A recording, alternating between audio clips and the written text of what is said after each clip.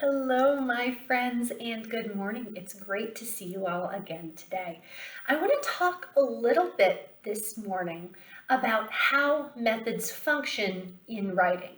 So we've been talking a little bit about specific methods, but I've also been giving you more detailed lectures on how methods in general, as a category of thing, function, right? The same way buckets hold stuff. Well, methods have particular goals and services as well. So let's talk a little bit about another one of those things that methods do today. Specifically, methods function to help us describe and interpret our rhetorical artifacts. So let's jump into that a little bit today. We are going to use as an example Dr. Martin Luther King's I Have a Dream speech. As a senior or upper level student in rhetoric, you absolutely must be familiar with this speech. It is the best recorded speech in American history. It is absolutely one with which you should be intimately familiar. If you haven't watched it at least twice and read it through once, please pause the video and go ahead and do so. I will put a link to the speech, as well as a transcript of the speech available in the comments below on YouTube and linked on D2L. So if you need a moment to go ahead and pause and make sure you're intimately familiar with the details of that speech, please do so now. All right, so to get started, let's remind ourselves of the definition that we've been working with thus far this semester for a text. A text is going to be any discernible unit of communication. I have my post-it note posted right up here in my wall where I record my lectures and where I work with my students. It is a discernible unit of communication. Now, obviously, a speech fits into that definition, but many other things can as well. Today, we're going to look specifically at the language of Dr. Martin Luther King's I Have a Dream speech.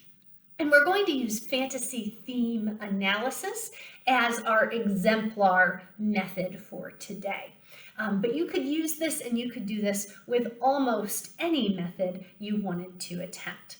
But let's begin by thinking about how methods work for description. How methods work for description.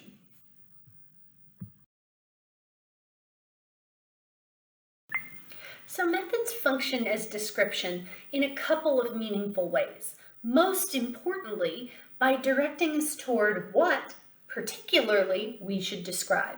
Now, if you're talking about Dr. King's speech, there is an absolute plethora of ways you could go about describing it. You could use neo-Aristotelian criticism and describe the 5 canons of rhetoric and whether he uses all the available means of persuasion in his speech. You could use cluster criticism to see what terms cluster together around particular ideas and what that demonstrates in his rhetoric. You could use pentatic criticism to talk about how his actions and motives play out in this speech. You could use metaphor criticism to talk about the ways metaphor is shaping our understanding of what his speech is about and what he believes the American community should be. But today we're going to use fantasy theme criticism, which means we need to describe the setting, the character, and the action themes and the symbols that converge to create those.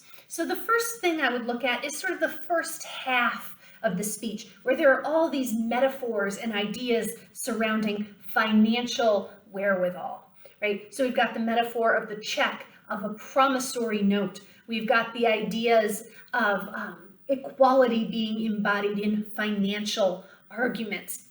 And so I might talk about how that is a very common scene, right?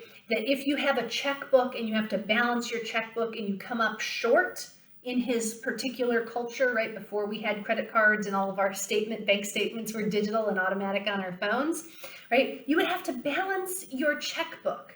And if you wrote a check for more money than you had in your account, that would be a bad check. You would incur fees and fines, and that could be a problem for your bank account.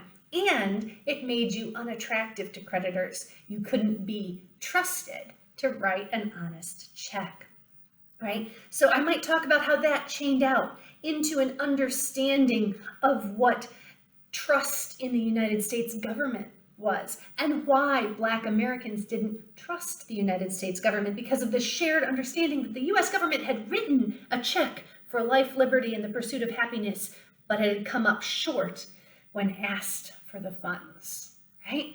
I might talk about the idea of a dream.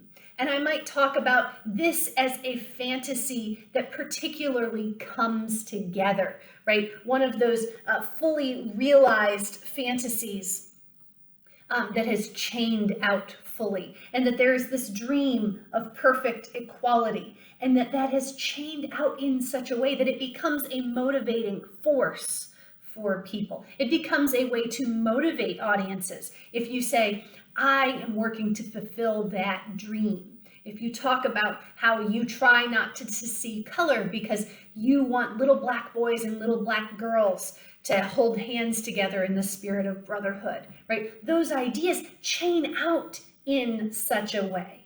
And so one of the things that a method does is it tells you what to describe. Specifically, you would describe the setting, character, and action themes. And then you would describe any that had effectively chained out into what we call fantasy types. And of course, the idea of a dream of equality is one of the strongest fantasy types in the United States. So that is a vital one that you would describe when you're applying fantasy theme criticism. Now, the idea is not that you and I would describe the exact same things. You might look through the speech and you might see different themes of setting and character and action, and you might identify different themes that are particular fantasy types. The idea, though, is that the method tells you what to describe to get there, right? So it's not just willy-nilly describing everything that there could possibly be. The world is confusing and crazy. No, a method hones your focus and tells you what you need to describe to get to the next step.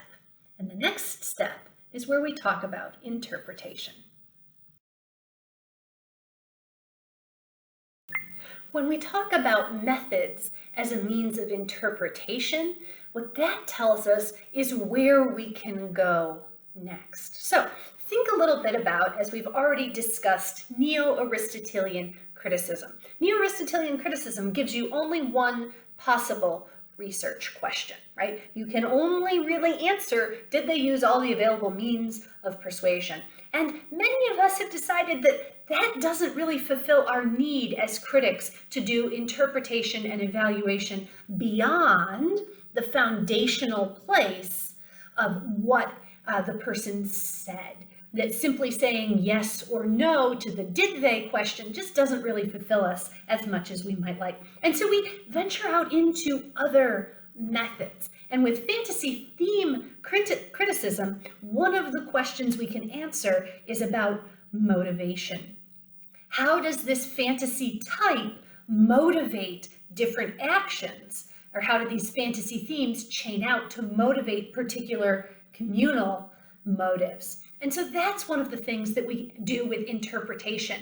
Methods tell us where to look to interpret what we've described.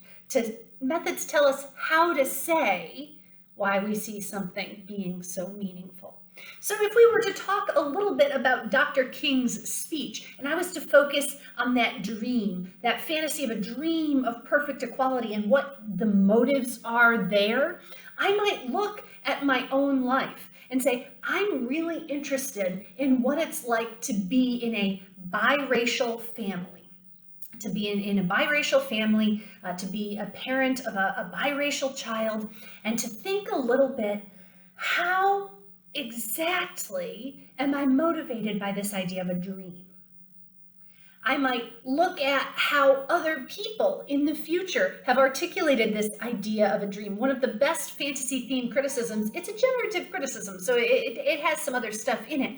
But one of the best analyses that uses some fantasy theme criticism published in our national journals, and you can find this online, looks at President Barack Obama's speech about a more perfect union and about how he uses King's idea of a dream and how that chains out into something meaningful in the 20-teens in a way that was very different than the way King originally articulated it.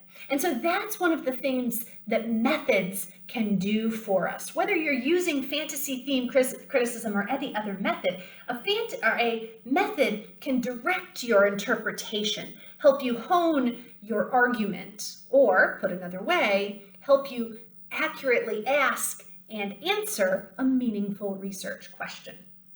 So for this week's lecture checkup, would you please do the following for me? Take a look at Dr. King's speech and one other instance of your own life. Now, this can be something that you watch on YouTube. This can be a video that you recently saw on TikTok. This can be anything that's meaningful to you. But take some fantasy theme that you see in Dr. King's speech. Specifically, dive in a little bit and look at some of those meaningful ideas. See if you can put together some of that analysis for yourself using fantasy theme criticism, just because it's what we're working with today. Describe some things that fit with fantasy theme criticism, and then interpret something about that rhetoric you see in your own life. So start by describing King's speech and any fantasy themes, especially fantasy types that you see chaining out and how they're meaningful in your life. Take a stab at this. This is not a graded criticism. I just want you to take a look, turn that in, and be ready to talk about it in class. And I cannot wait to see you all. Thanks, everybody. Bye-bye.